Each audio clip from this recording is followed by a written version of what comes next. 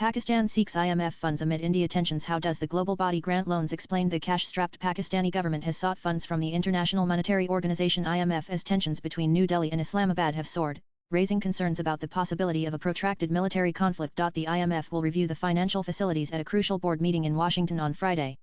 India has urged the IMF board members to look deep within before bailing out Pakistan. Pakistan is grappling with high foreign debt coupled with extremely low foreign exchange reserves, and a balance of payment crisis and high inflation in recent years. Islamabad's external debt jumped to over 130 billion in 2024, over a fifth of which was estimated to be owned by its key ally China. In contrast, Pakistan's forex reserves are at a little over 15 billion. This means that it is capable of paying for just about 3 months of imports. Reserves remain low relative to funding needs, with over 22 billion of public external debt maturing in FY25, including nearly 13 billion in bilateral deposits, as per a Fitch report in February. In April, Fitch had then noted a pickup in Pakistan's reserves accumulation. Nan Islamabad had earlier managed to get a bailout package from the IMF in September 2024 with the approval of a 7 billion loan, following which its economy has shown some early signs of a recovery from the brink of bankruptcy. Besides, a 1.3 billion climate change-related loan to Pakistan was approved by the IMF in March 2025. As per the latest South Asia Development Update released in April by the IMF, Pakistan's economy has been recovering from a combination of natural disasters, external pressures, and inflation. While inflation has slowed more quickly than expected along with strong imports of capital goods and high consumer confidence suggesting a pickup in private sector growth, the incoming data on economic activity have been weaker than expected. The IMF said. Economic growth of Pakistan is projected to rise to 3.1 in the financial year 202,526 from 2.7 in 202,425, around 2.5 in 202,324 and a contraction of 0.2 in 202223. The ongoing 37month long extended fund facility program of IMF consists of 6 reviews over the span of the bailout. The World Bank also expects Pakistan's economic activity to pick up in FY26 3.2 and FY27 3.5. However, it has also flagged that Pakistan's growth will likely remain constrained by tight macroeconomic policies focused on rebuilding fiscal and external buffers and mitigating risks to economic imbalances. Nan according to its website, the IMF lends money to member countries to help them through economic crises or to prevent crises occurring. The IMF only lends to governments, not the private sector or civil society, and all IMF financing is fungible, meaning the loan itself is not tied to any specific project or expenditure, unlike loans by development banks which are often used to support specific projects. Almost all IMF loans come with stringent conditions attached related to policy changes that governments are required to make in order to receive the funding. The IMF offers a number of different types of loans to governments, depending on their circumstances and income classification.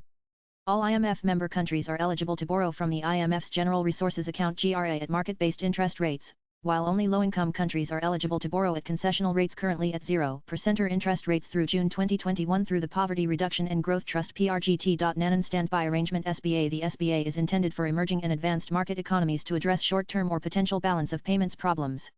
It typically covers a period of 1,224 months, but no more than 36 months, and repayments are due within 3 to 5 years. Standby Credit Facility (SCF). This instrument is used to address short-term or potential balance of payments problems, but intended for low-income countries under the PRGT.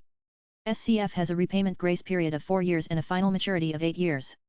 Extended Fund Facility (EFF). The EFF is designed for emerging and advanced market economies with longer-term balance of payments problems, where impediments to growth are considered structural. EFs are typically approved for 3 years but may be extended. Repayments are due within 4 to 10 years. Extended Credit Facility (ECF). The ECF is the equivalent to the EFF for low-income countries and falls under the PRGT. It is designed to address medium to long-term structural issues. ECFs are also provided initially for 3 years but may be extended up to 5 years and include a 5-year grace period, with a maturity of 10 years. Rapid Financing Instrument (RFI). The RFI provides rapid financial help to countries with urgent balance of payments needs. RFIs can be used for a range of urgent needs, like natural disasters, conflicts, and commodity price shocks, and should be repaid within 3.25 to 5 years. Rapid Credit Facility (RCF). The RCF is also designed for rapid financial assistance during crises, but for low-income countries, and carries a grace period of 5 years and final maturity of 10 years. Unlike other facilities, RCFs and RFIs are provided in one outright loan disbursement, meaning no conventional conditionality needs to be met during the program prior to disbursements. In response to COVID-19, the IMF doubled how much countries can borrow under the RCF and RFI. Flexible Credit Line (FCL). The FCL is designed for countries that the IMF deems to have strong policy frameworks and track records in economic performance that are in an immediate cash crunch but want to avoid the stigma and adverse market reaction. The FCL therefore does not involve ongoing conditions. 5 countries have used the FCL so far: Chile, Colombia, Mexico, Peru, and Poland. Repayment is required over a 3 to 5 year period. Precautionary and Liquidity Line PLL. The PLL is designed for the liquidity needs of countries with economic frameworks that the IMF deems sound, but with remaining problems that preclude them from using the FCL. Only the Republic of North Macedonia and Morocco have used the PLL so far. Catastrophe Containment and Relief Trust CCRT. It is different from the instruments above because it allows the IMF to provide grants, rather than loans, to the poorest countries in the form of debt relief. It was designed in 2015 during the Ebola outbreak to provide relief during catastrophic natural or public health disasters and free up resources to meet exceptional balance of payments needs. Policy Support Instrument PSI. The PSI was designed to give low-income countries a tool that enables them to secure IMF advice without financial assistance, with the intention of signaling confidence to donors, creditors, and the general public that they are supported by the IMF. PSIs last between 1 and 5 years and cannot be used in conjunction with an ECF. NAN Foreign Secretary Vikram Misri said on Thursday the IMF's board should look deep within and consider the facts before generously bailing out Pakistan.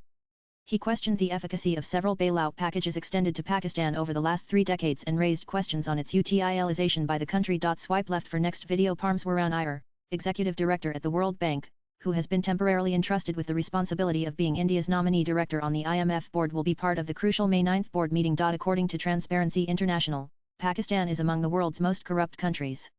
Rather than clean up its act, Pakistan has let its ranking drop consistently since 2018. Latest blogs.